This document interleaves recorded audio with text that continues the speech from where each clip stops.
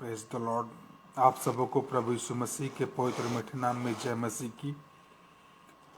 आज मैं आप सब लोग से क्षमा चाहता हूं। मैं बहुत देर हो चुका, मुझे समय मिला था 8 से 9 के बीच में और मैं पूरे आधे घंटे लेट हो चुका हूं।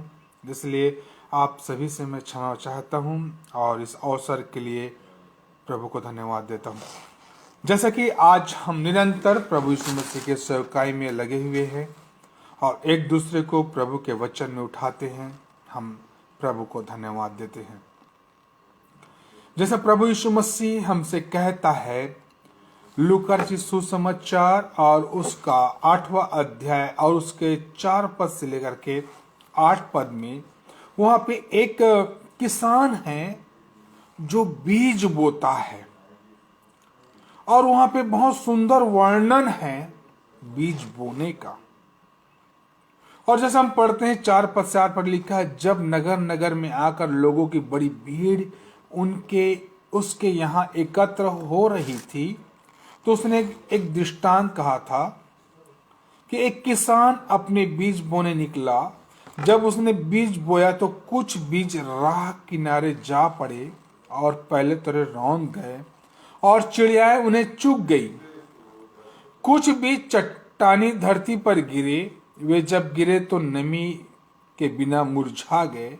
कुछ बीज कटीले झाड़ियों में गिरे, कांटों की बढ़वार भी उन्हें साथ हुई और कांटों ने दबोच लिया। और कुछ बीज अच्छी धरती पर गिरे, वे गे और उन्होंने 100 गुना से अधिक फल दिए। ये बातें हुए और उन्हें पुकार कर कहा, जिसके पास सुनने के कान हो वह सुन ले। प्रभु यीशु मसीह हमें और आपको यह सिखाना चाहते हैं क्योंकि हम मनुष्य हैं और मनुष्य के जीवन में दुख, तकलीफ, कष्ट, बीमारी हर प्रकार के हमारे जीवन में आने आवश्यक है। परंतु प्रभु यीशु मसीह हमें सिखलाना चाहते हैं परमेश्वर पिता में हो करके कि जब परमेश्वर पिता ने प्रभु यीशु मसीह को भेजा तो ये हर एक चीज प्रभु यीशु मसीह के साथ थे।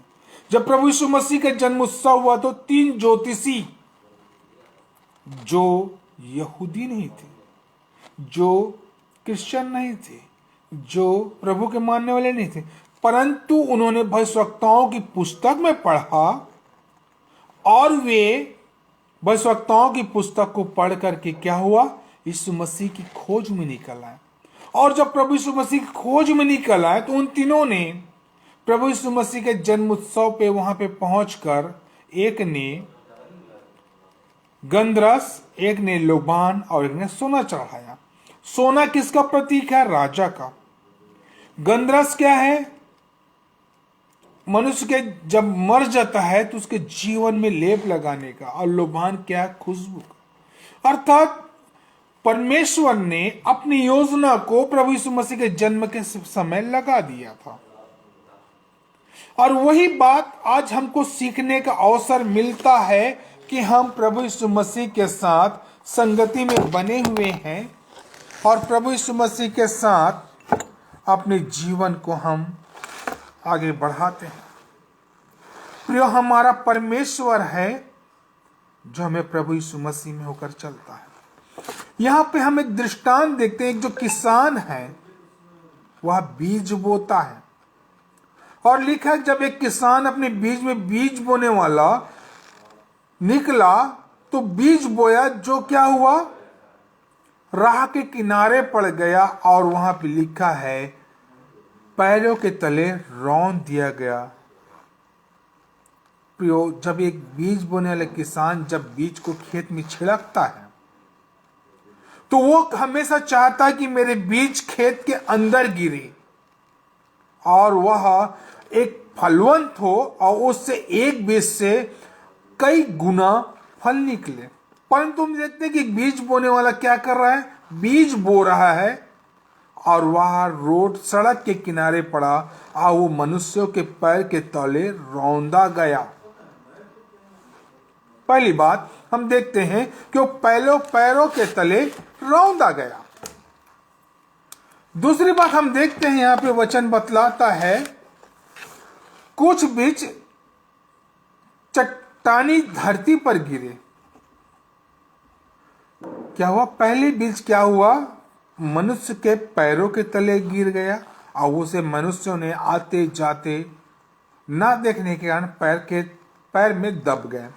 दूसरी बात हम क्या देखते हैं कि वह चट्टानी पत्थरों के बीच में जा गिरा, क्योंकि जब मनुष्य बीज बोता है खेतों में, तो वो चाहता है कि मेरे सारे बीज खेत के अंदर गिरे। और ये मैं ज्यादा नहीं जान सकता, किसान जानता, क्योंकि उसकी मेहनत एक एक बीज के ऊपर होती है, क्योंकि एक बीज जो होता है बहुत फल लाने वाला होता है। और हम देखते हैं कि दूसरी जो बीज है वो धरती अर्थात चट्टानों के बीच खो में पथरीली भूमि में जाके दब गई। जब वो उगे तो नमी के बिना मुरझा गई, अर्थात उसे कुछ ऐसा नमीपन मिला, उगे और ज्यादा ना मिलने से वो मुरझा गई। तीसरी बात देखते हैं कि कुछ बीज है कटीली झाड़ियों में गिरे, कांटों की बढ़वार भी उनके साथ हुई और कांटों ने उन्हें दबोच लिया। कांटों ने उसे दबोच लिया। जब वो किसान अपने बीज को बो रहा था और फेंक रहा था खेत में, तो क्या होता है, हम खेत जब बोते हैं तो चारों ओर रुंधान रहती है। उस रुंधान में कुछ बीजें क्या हुई, वो जो मेड़ जिस शब्द को कहते हैं, मेड़ हमारे छत्तीसगढ़ी में मेड़ बोलते हैं, वो क्या हुआ, उस मेड़ में जाके दब गई और वो उगी और उसे कटीली भूमि ने दबोच लिया।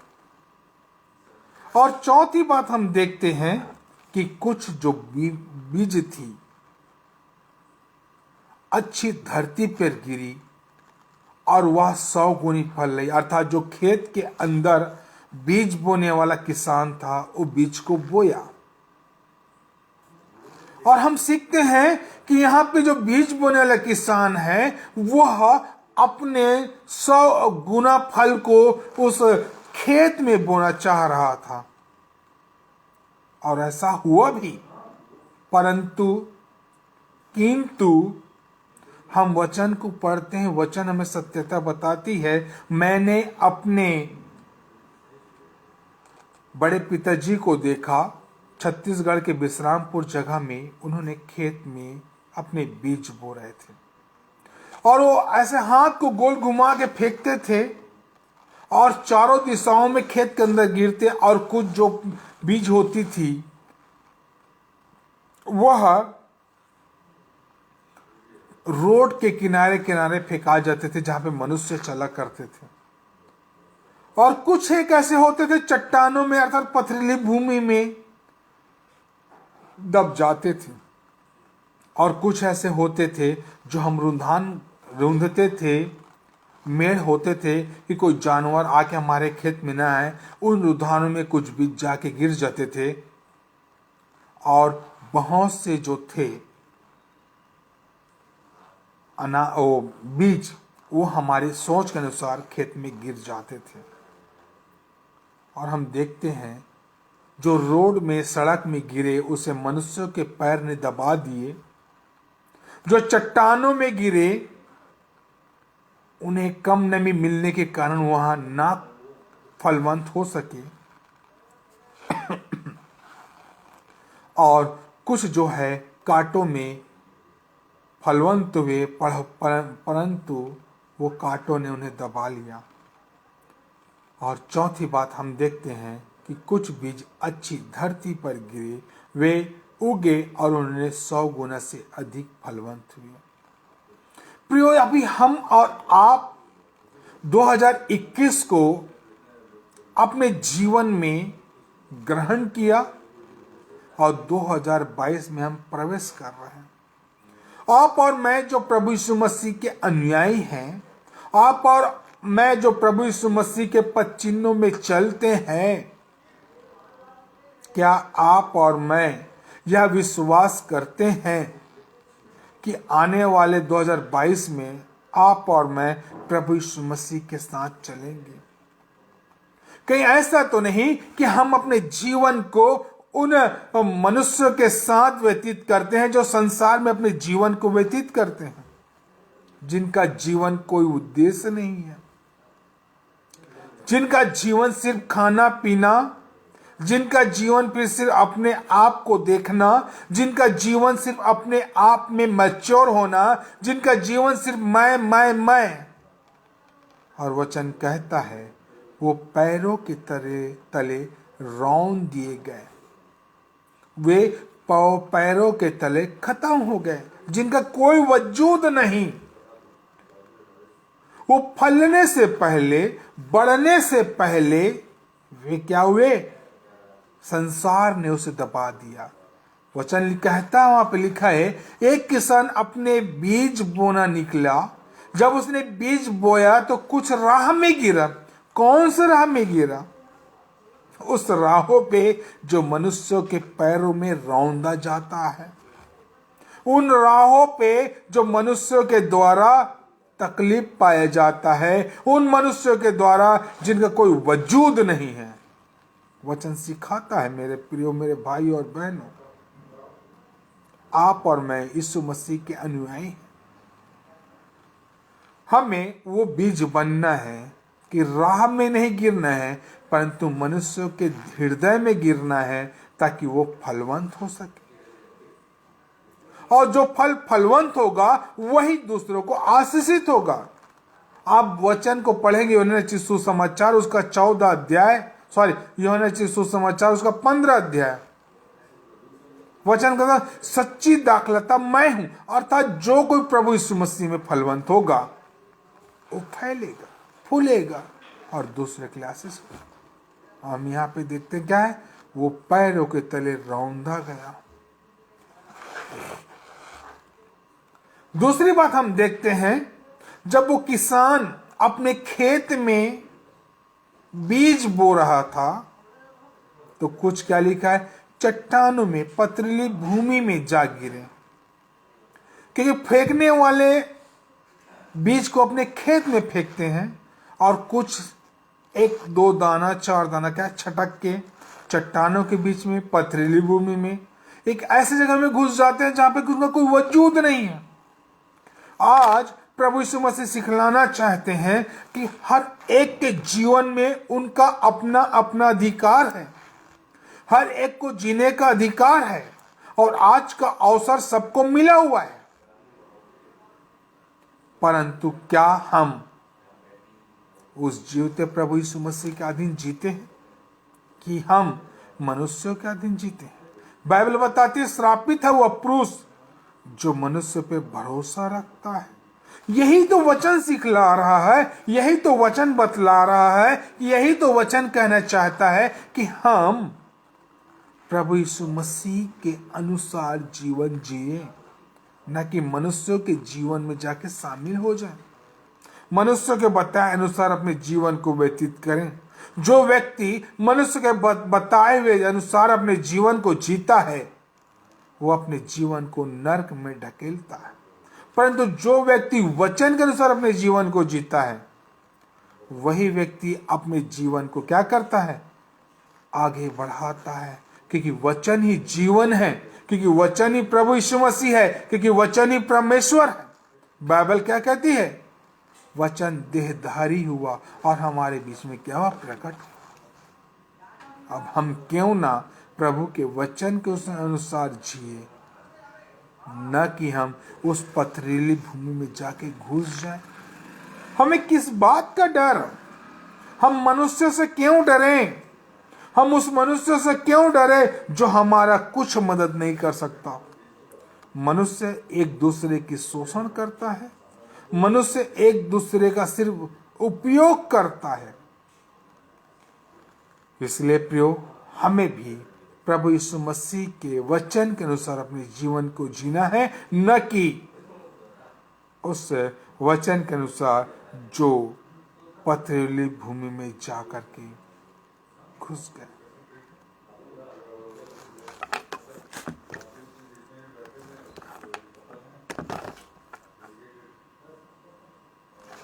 हम अगली बात देखते हैं। प्रभु यीशु मसीह का वचन कहता है कि जब वो किसान अपनी बीज को लेकर अपने खेतों में सींच रहा था और एक किसान अपनी खेत को अच्छी रीति से हल चला लिया, उसे जोत लिया, उसे खुरदुरा कर दिया, मिट्टियों को पलट दिया, तब वो अपने खेत में अनाज को बो रहा था, बीज को बो रहा था। तो हम तीसरी बात हम देखते हैं कि वह जो दाने थे, जो मेड़ के किनारे लगे हुए थे, मेड़ के चारों तरफ, वो कटीली भूमि पे, कटीली वृक्षों के नीचे जाके दब गए। प्रिय वचन सिखलाना चाहता है कि आप और मैं प्रभु यीशु मसीह के पथ पे चलने वाले लोग हैं, परंतु हम इस संसार के लोगों से दोस्ती करते हैं। हम उन लोगों के साथ दोस्ती करते हैं जो वचन को नहीं जानते। हम उन लोगों के साथ उठना बैठना प्रयास करते हैं जो वचन के द्वारा अपने जीवन को आशीषित नहीं करते। परंतु आप और मैं इस संसार के बताए हुए मार्ग में चलते हैं। हम लोग अपने जीवन को धन में डुबो देते हैं, हम लोग अपने जीवन को इस संसार में डुबा देते हैं, हम लोग इस जीवन में अपने जीवन को श्रापित करते हैं। ये कटीला वृक्ष क्या है? ये कटीला वृक्ष यही है जो आपको और मुझको सिखलाता है कि हम बुरे मार्गों पे अपनी दोस्ती करते हैं, बुरे मार्गों में चलने का प्रयास करते हैं, बुरे मार्गों में अपने जीवन को व्यतीत करते हैं। प्रियो, अभी हमने इस ख्रिस्त जन्म उत्सव को मनाया और उसके आशीषों को ग्रहण किया और इस पूरे एक साल को आनंद के साथ व्यतीत किया है। और हम हर कोई चाहता है, आप और मैं चाहते हैं कि हम हर साल अपने जीवन को प्रभु के हाथों में सौंपें। परंतु यह वचन सिखलाता है कि जो लोग इस संसार के अनुसार जीते हैं वो कटीले वृक्ष के नीचे में दबे रहते हैं, परंतु जो वचन के अनुसार चलते हैं वो कौन है? चौथी बात हम देखते हैं, लूका रचित सुसमाचार उसके 8वें अध्याय में लिखा है कि वह किसान अपनी बीजों को खेतों में बोया। कुछ तो पैरों के नीचे रौंदा गया जो सड़क पे गिरे, कुछ तो चट्टानों के नीचे दब गए और कुछ तो कटीली भूमि के नीचे जम गए, परंतु कुछ हैं जो धरती पे गिरे और वो 100 गुना फल लाए। अर्थात प्रभु यीशु मसीह का वचन आपको और मुझको सिखलाना चाहता है कि हम अपने जीवन में प्रभु यीशु मसीह को अपना जीवन सौंपे। ये नहीं कि हमने क्रिसमस के समय ही अपने जीवन को प्रभु यीशु मसीह के हाथ में सौंपा। यह नहीं कि हमने क्रिसमस के समय ही कहें कि प्रभु इमानुएल का अर्थ है कि परमेश्वर हमारे साथ है। यह नहीं कि हम क्रिसमस के समय ही कहें प्रभु कि आपने मुझ पापी मनुष्य के लिए जन्म लिया। हम यह कहें कि प्रभु जी, हम आप में अपने जीवन को व्यतीत करते हैं ताकि हम और आप मिल करके प्रभु जी इस जीवन में फलवंत बने, ताकि वो 100 गुना और 70 गुना फल लाने वाला हो सके। प्रिय, यह वचन कई बातों से आपको और मुझको सिखलाना चाहता है। यह वचन जो किसान है वो है परमेश्वर पिता है। वो जो बीज बोने वाला है वह है प्रभु यीशु मसीह, जो आपके और मेरे जीवन में खुदावन के वचन को हमारे जीवन में डालता है।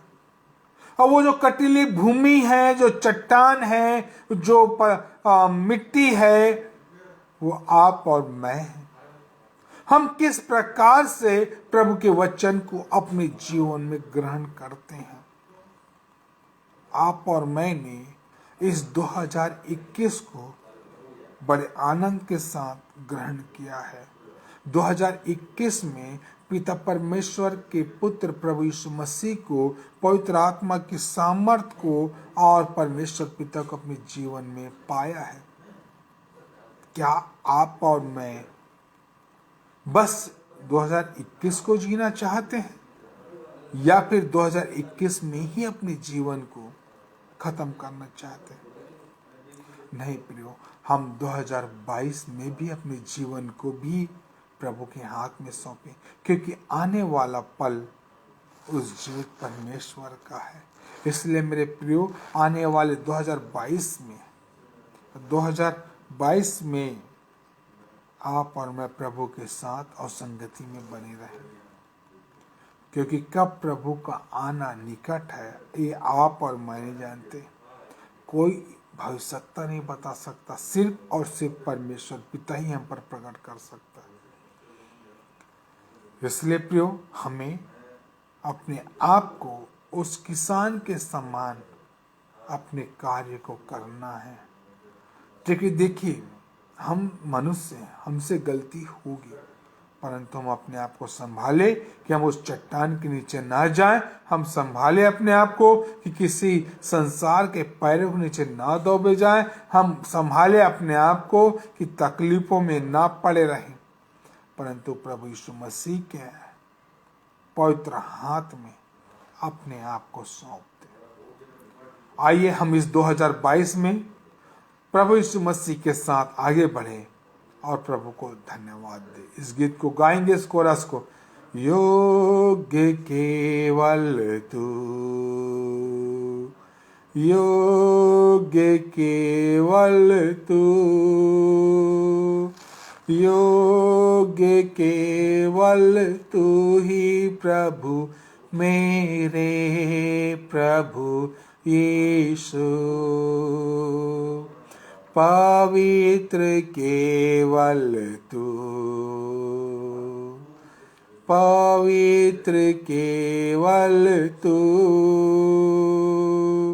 पवित्र केवल तू ही प्रभु, मेरे प्रभु यीशु। Thank you Jesus, hallelujah. खुदाबा आदर और महिमा हम आपको देते हैं पिता परमेश्वर। जय जयकार हम आपकी करते हैं। सामर्थ और महिमा हम आपको देते हैं कि हम आपके बगैर कुछ नहीं कर सकते, किंतु आपने हम मनुष्य को अपने समानता और स्वरूप में बनाया और अपने आशीष को हमें दिया। पिता परमेश्वर, हम प्रार्थना करते हैं हमारे परिवारों को आप आशीषित करना। धन्यवाद देता हूँ पिता परमेश्वर आज के दिन को, कि हम इस दृष्टांत के माध्यम से सीख सकते हैं, समझ सकते हैं कि आपने किस प्रकार से अपने जीवन को हमारे लिए आशीषित किया। पिता परमेश्वर, हम धन्यवाद देते हैं कि आज पास्टर कपिल शर्मा के पेज में हम प्रचार नहीं कर पाए, उसके हम क्षमा चाहते हैं। प्रभु जी, आदर और महिमा आपको देते हुए बिनती यीशु के नाम से मांगते हैं, आमीन। Thank you Jesus. आप सबको प्रभु यीशु मसीह में जय मसीह।